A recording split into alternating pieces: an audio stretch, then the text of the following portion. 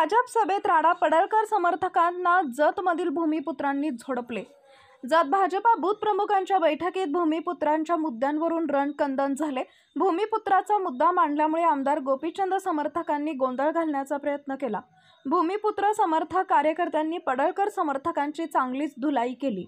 रविवारी भाजपचे पक्ष निरीक्षक देशपांडे यांच्या उपस्थितीत जत येथील डॉक्टर रवींद्र अरळी शैक्षणिक संकुल या ठिकाणी बूथ प्रमुख व शक्ती केंद्र प्रमुख कार्यकर्त्यांची बैठक आयोजित करण्यात आली होती।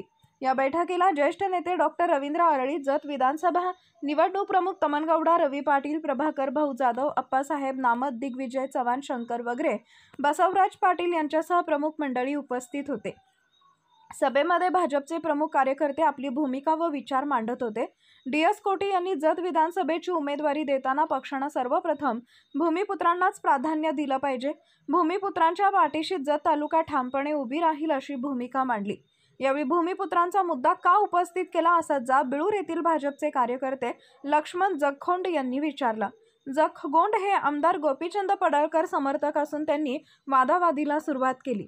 यावेळी जत तालुका सरपंच परिषदेचे माजी अध्यक्ष बसवराज पाटील यांनी हस्तक्षेप करण्याचा प्रयत्न केला। प्रत्येकाला आपले विचार मांडायचा अधिकार आहे, ते विचार त्यांचे मांडत आहेत। तुम्हाला दुसरा विचार मांडायचा असेल तर तुम्ही मांडा अशी भूमिका मांडली। आम्ही भूमिपुत्राचे समर्थक असल्याचं पाटील यांनी म्हणताच मुचंडी येथील पडळकर समर्थक रमेश देवर्षी व्यासपीठावर धावून आले। त्यांनी त्यांच्या हातातील माईक हिसकावून घेतला, तसेच डायसही पाडला। त्यामुळे सभेच्या ठिकाणी गोंधळ झाला। तमनगौडा, रवी पाटील यांचे भूमिपुत्र समर्थक कार्यकर्ते व्यासपीठावर धावून आले। त्यांनी रमेश देवर्षी यांची चांगलीच धुलाई केली।